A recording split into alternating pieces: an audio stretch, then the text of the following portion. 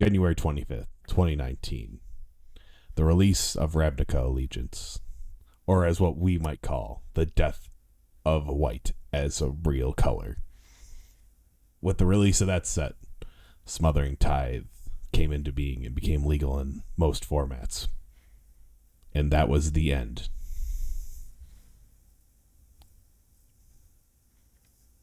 Dark.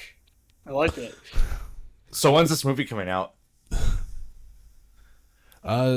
It technically already came out, but it also, in a way, it started white being the problem that it is. We need to what's the word for it? Basically, make white good again. It was like the mega equivalent of white. So on that note, I don't think we introduced ourselves. Hello and welcome to Turn Zero Loss, hosted by the Magic Engineers. Wow. The man who's throwing all the political shade over here is Sherry. I'm David, and we're also joined by Eli, who might be the only sane one here. Am I? I don't know. Well, you're here, so you can't be that sane. I don't know. I'm not the one that sounds like you're trying to cover up for something, but that's none of my business. So we're talking about white today. Yes, we are, and we're discussing a little further in detail some of our grievances with the color white in Magic the Gathering, not in general the color white, but Magic the Gathering. Should be clear about that. Don't want to get canceled. I think we already are. We've already discussed it a little bit in our roast of the color pie, as you might have seen, but we're gonna go a little more in depth in this episode. Discuss some of the problem cards that we've seen, and in general, just kind of like cover the grievances as to why this has pulled white away from where it used to be and try to overcorrect it into the position that it is in now. Yeah, let's start with the card that really set us all off and what we mentioned in the intro, Smothering Tithe. For those who don't know, and I think everyone knows what Smothering Tithe does. Smothering Tithe is 3 generic and a white enchantment. Whenever an opponent draws a card, that player may pay 2. If that player doesn't, you create a treasure token. Dude, you're basically copying Mystic Remora or Rhystic Study. You've lost your identity, man. You took a turn. Well, this card is so ridiculous, especially in Commander, when everyone draws a card. You gain 3 mana per turn. That's insane. That white never did that before. I don't understand. I mean, the card honestly speaks for itself in formats like Commander, but it calls out a more broader issue with Wizards in general that white in particular has suffered from, is that they put a lot of Commander designs in standard sets, and for white especially, it's made the decks, I don't want to say unreasonably powerful, but certainly abnormally so. And it's given it more strong leanings than it really needs, or if it, I don't know. To me, it just seems like these kind of designs don't really work for white in standard, and they shouldn't do them, but they do them all the time, and they've been doing it a lot lately, and that worries me. My biggest problem with cards like Smothering Tithe is the homogenization issue. This is like a Golos type of problem. Every white deck wants to run Smothering Tithe if you have a copy available. Because why wouldn't you run it? It's a great card. But it would be a great blue card, a great green card, a great black card, great red card. This isn't a white card. If it exists in any color, people are going to basically. Yeah. Like, it didn't matter that this was a white card. This is, like, since Wizards started to make white more powerful and try to correct the power gap issue that initially started happening, at least in Commander, he started like homogenizing the white format. Like, everyone wants to run a monologue tack. Did he just cut out? Or is that just me? He did. Okay, all right. Just making sure it wasn't just me. Yeah, no, I definitely heard it too. Oh, he died. Did his internet? Oh, I wonder if his power went out. It could have happened. Hopefully, he's not still talking. That'd Oh, be there he goes. yeah. Oh, computer blue screen on him. Uh, This is awkward. this is a little awkward. Yeah, Yeah, sucks. We can't stop the recording either. We're just gonna. we're just gonna sit here. Yep. So yeah, white. White, yeah, white, Yeah, white. yeah, Really white. sucks. It's such a bad color. It's a dumb color. Dumb So color stupid. for dumb people. Only bad Yeah. people who play Magic that are bad play white. Yeah, the worst. Just the worst. I don't Yeah, even know if he's gonna be able to pick up where he was at because he was kind of going off kilter there. yeah. Esper Sentinel. Esper Sentinel, Esper Sentinel. Esper Sentinel. He was just discussing the implications of Esper Sentinel. Yeah, Esper Sentinel. Yeah, that. So I'll cut this out. That's probably a good idea. So You're what going did to you guys allow hear on you're going to allow Alex Jones there for a moment. Okay, are you good, Jerry? Is your computer good? my computer blue screen? Man, I think it was an apt comparison, but my computer blue screen, so I assume that's a bad sign. Maybe it's a sign that you should move on. I think Smothering Tide doesn't like you talking shit about it. yeah. I mean, he already talked shit about monologue tax. Like, I It's don't the know. same card, just slightly worse. It's way worse. Yeah. But It's way cheaper. worse. I just don't think that should I don't think that's a white card, and I don't think that should be a real card. It's just like a value engine. But yeah, is there any more on the note of like white ramp cards you want to discuss, or can we move on to the next point of grievance? I think we're actually kind of okay. Like it's mostly Smothering Tithe. That's the problem. Really? Yeah, it's Mothering Tithe is like basically the example of what is wrong with it, and then it's Lesser Descendants. I'll also throw Keeper of the Accord in there.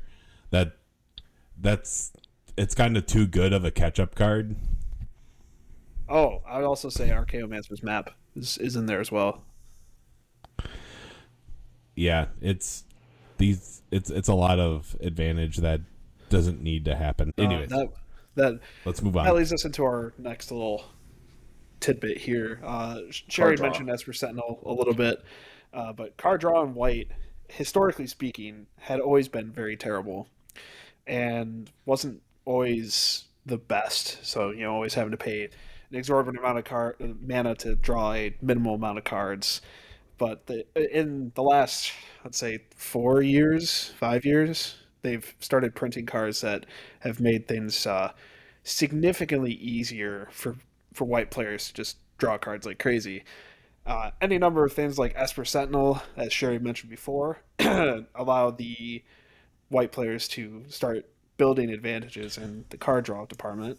But there's also things that have ETBs that have been becoming more prominent. So, like in Kamigawa Neon Dynasty, we got Spirited Companion, it's got Priest of Ancient Lore, and then Inspiring Overseer.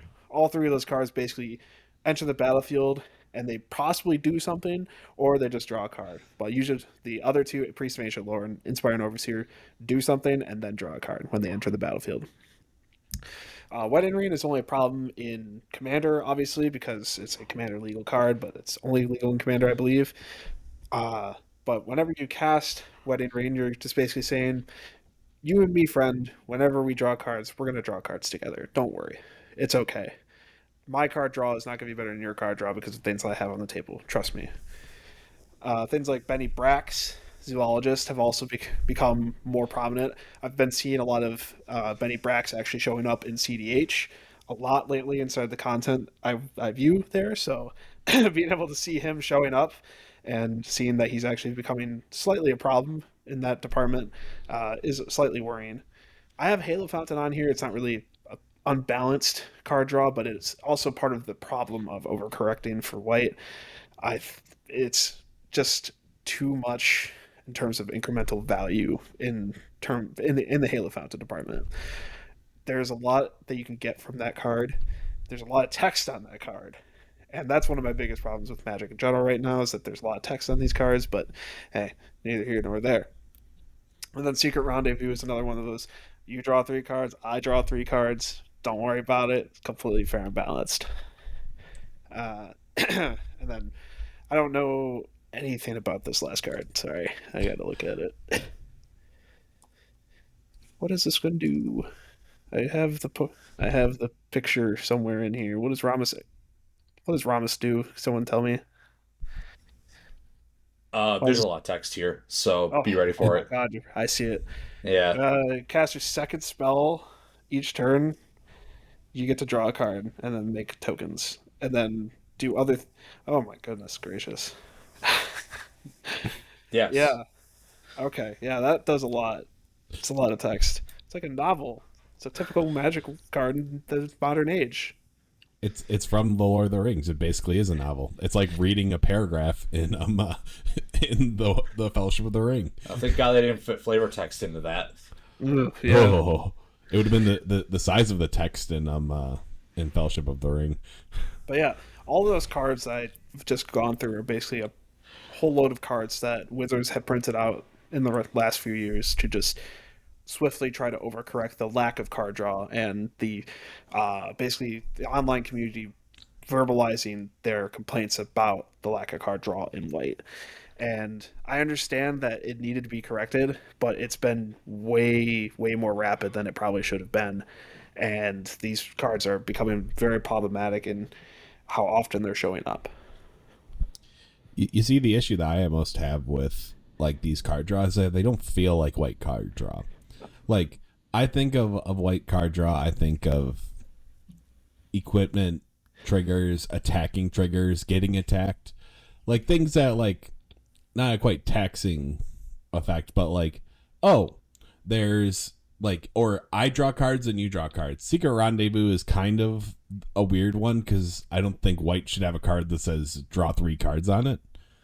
No. But, like, a lot of other cards that are like, hey, you and me draw, like a lot of Azorius cards. I'm fine with that. I think that's a very White feeling card, but I just don't get like the whole White can just straight up draw. Like, I'm fine with it, like cantripping, like on like a card like that's like Reprieve, where you return a spell and then you draw a card. It's like I think every color deserves a little bit of cantripping besides green, because green's already got enough card draw as it is for existing as everyone's favorite color. But yeah, I want you to imagine in a world though where you cast Secret Rendezvous and you have an Alms Collector in your hand and you cast that too. I will say I believe Alms Collector is a fair card most of the time. It's a fair card, but it can be used in a very unfair way. So in Secret Rendezvous, Alms Collector, basically, I'm going to draw 4 cards, and you get to draw 1 card. Have fun. All right, we've got another category here that I wanted to call out, which is a considerably more rare card to see release, but also, in my mind, much more impactful for the formats where it sees play. And those would be token and effect duplicators. So things like, Doubling Season, right? Yeah. Or what's the commander that duplicates ETB triggers? Yarok? Yarok, yeah. Or are you talking about Elish Norn? Oh, I'm talking about Elish Norn, because she's in this category. So, like, the cards I want to specifically call out are Mondrak, Glory Dominus, Elish Norn, Mother of Machines, both from Phyrexia, all be one. Both highly devastating effects in the set, and I can't believe we didn't call this out in the set review, but they both released in the same set, which is kind of nuts to me.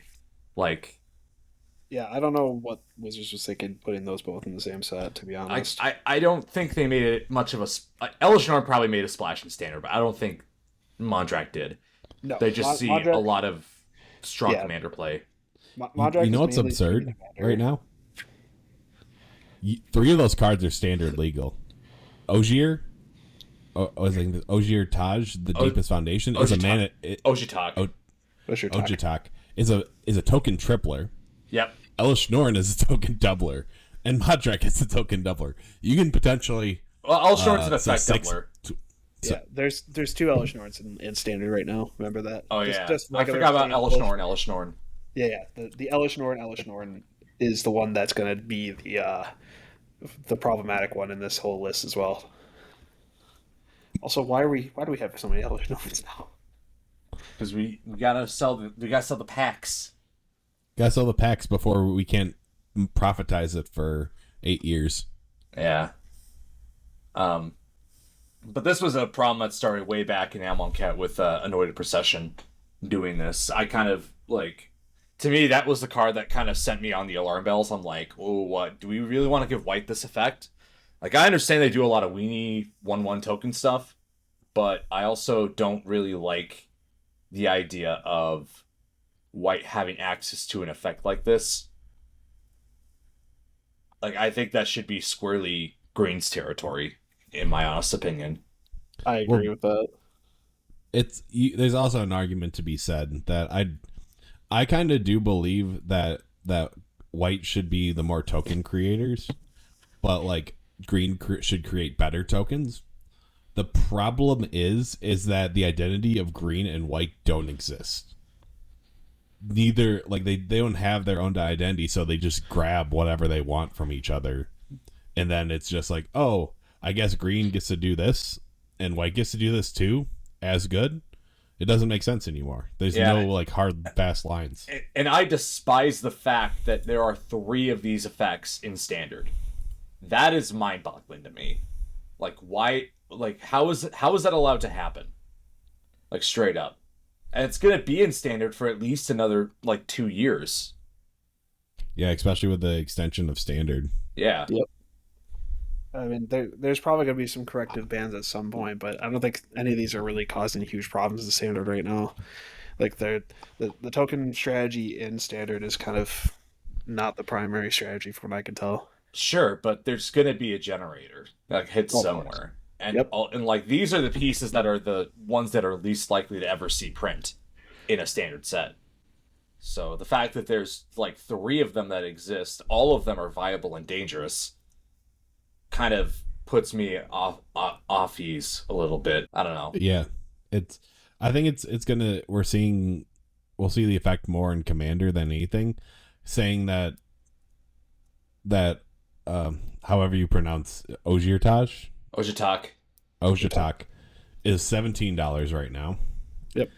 And the other cards, I believe, Elish Norn is like 30 something, and Modrak's like 30 something. Elish Norn is only around 20 at the moment, and Mondrak is going up to 40 on Card Kingdom. Yeah. Okay, I was on average, right? Yeah. Just as like a side note as to how these cards are affecting standard right now, not really too badly. I'd say the one card that's actually making even like top 10 decks in the meta right now are Skrelv, actually. Yeah, that's not surprising. So that's because the top deck right now in terms of the meta is Domain. The next one is Esper Midrange, and then from there, the next time we see white is in Bant Poison. It's just a point of concern that I would call out, absolutely. And I could see it very easily abused if Wizards was careless, which they are. So they've accidentally printed stuff into standard that shouldn't have been, or that they didn't consider what was already in standard. Yes, and that ruined the format. That's what I'm getting at. Yeah, we're one card away from potential disaster. Mm-hmm. But there's plenty of fair white cards, right? Like, sure. We've discussed a lot of like the unfair cards, but there's a couple fair ones. Yeah, Alms Collector comes to mind. I believe that's a very white card where it's like you both get to draw, and you limit other people's draws, but you're not like taking them completely away. That's a fair card. I'm a very big fan of Norn's Decree, personally. I think it's a well-designed card. Yeah, that's a drawing card where it's like, oh, it makes sense. It's not like you're probably not going to draw a card every single turn off of this, but you get advantage. It makes sense. It's not overly powerful. It's a good commander card, and it gives poison, which is another reason I like it. Yeah. I mean, Pure Steel Paladin's probably like one of the purest white card draw cards you'll ever see. It's based all around equipment during the battlefield, and then it also has an effect that lets you synergize with equipments. Yeah, I'm also a big fan of Fire Main Commando. For those who don't know, I recommend running this card. It's a 3 and a white creature, Angel Soldier, so very, very white creature typings. Has flying, and whenever you attack with 2 or more creatures, draw a card. Okay, yeah, that's a very white draw card. That's why this is what I actually think white should like base their card draw around. And then whenever another player attacks with 2 or more creatures, they draw a card if none of those creatures attacked you. So again, get a little bit of give, a little bit of take. It works a little bit of both ways, and it's also a 3/4. I think this is an extremely fair commander card. It incentivizes opponents to attack people other than you, but you still get to draw if you attack. This is a fair card. I'd also like to call it Archivist of Ogma. I think Archivist of Ogma exists somewhere in between being a fair card and being an overcorrection. It's fair in the sense that it's supposed to disincentivize people from searching their libraries, just like White is capable of doing with things like Aven Mind Sensor and stuff like that. However, it also exists in the plane where, I'm not going to prevent you from searching the library. Instead, I'm just going to draw a card whenever you search your library. I don't think they wanted to print a white opposition agent. I didn't think so either. Yeah. So I'm fine with this card existing because of just how much tutoring is in the format now, especially with creature tutoring and just like Black's ability to tutor. Like, and White has very specific tutoring. I think it's only enchantments and maybe a dash of artifacts. Artifacts, yeah. But I think that's fair. Also, a fun one is Master of Ceremonies. Oh, we do enjoy Master of Ceremonies. This one, I think, is the most fair ramp, the most fair draw, and the most fair token creation. I think this covered all of our bases in this episode. For those who don't know, but doesn't Master of Ceremonies. Oh, yeah, go ahead. Well, yeah, we'll get to that after. Master of Ceremonies is 3 and a white creature, Rhino Druid, so it's a rhino. We like rhinos here. At the beginning of your upkeep, each opponent chooses money, friends, or secrets. For each player who chooses money, you and that player each create a treasure token. For each player who chose friends, you and that player each create a 1/1 white and green citizen creature token. And then for each player who chose secrets, you and that player each draw a card. It's a 3/4. I think this is a fair card, especially in Commander. It's fun. It's a little bit of politics, which I enjoy. White having access to some pretty decent politicking card. But doesn't the fact that it have all 3 printed on one card make it inherently unfair? I wonder. I know they're somewhat mutually exclusive, but you still get 3. Yeah. Yes. Also, I just think like one of my issues with it too is just like it's the modern Magic card is how it feels. It's just no matter what it is, like the way I look at it. If I have to sit there and read an entire novel to my friends whenever they ask me, "What's that card do?" It's kind of complicated for me, and I think part of that is one of my issues with Magic right now. It's just that things are getting more and more complicated. Can you guys imagine in the future, like when a white card needs to have like a QR code to just tell me what the rules are? I mean, Urza, Headless Headmaster has a website to tell you all of its effects. It's still up. It's still up. Excellent. Yeah. AskUrza.com, still up. Good to know. Yeah. I mean, I just think this is a fair card because it's a politicking card. I think White should do some more politicking. It makes people like consider like a kind of like a cost benefit analysis. Like, because I think generally people will choose if you're trying to not give them advantage, you would choose friends. Yes, because that's what I want to be doing during my Magic games is cost benefit analyses. I don't do that enough at work. I mean that's Magic. Magic's in a nutshell is cost benefit, cost risk.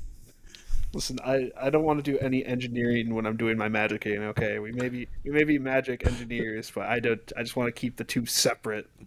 Like, let's keep it that way, please. I gotta wonder here with this card in particular if we're like on a phase of Twilight Imperium or something every time it comes out. Like what?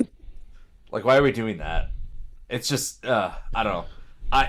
It's fair enough, I guess. It's just not a good design, I feel. We've Oh, been it's doing overly this ways. complicated. I think 2 options would have been enough. I think a third option made it more complicated than it needs to be. Correct. Like, I think if you remove the treasure token, it would be a much more fair card. Is that all the thoughts on white now? Yeah. I think I've said my piece on white. It's been abused enough. I think we're good. Yeah. We've been the Stead horse a little too much. We went down a dark rabbit hole. No darker than we usually do. Well, I hope you enjoyed the video and you enjoyed our opinions about the color white in Magic the Gathering. Make sure you comment down below how you feel about us talking about some of your possibly favorite cards. Like the video if you enjoyed it. Even if you didn't enjoy it, still like it anyway because we appreciate the engagement. And go ahead and subscribe if you enjoy our content or if you want to see more of it. And we will see you in the next video. Remember, Magic is dead. Magic is dead, and so is white. Magic died on January 25th, 2019. No, it died in 1993 when the game was made. Remember that. Yeah. When Richard Garfield made the game died. Yeah. With the first printing of Black Lotus, Magic the Gathering died. I get behind this.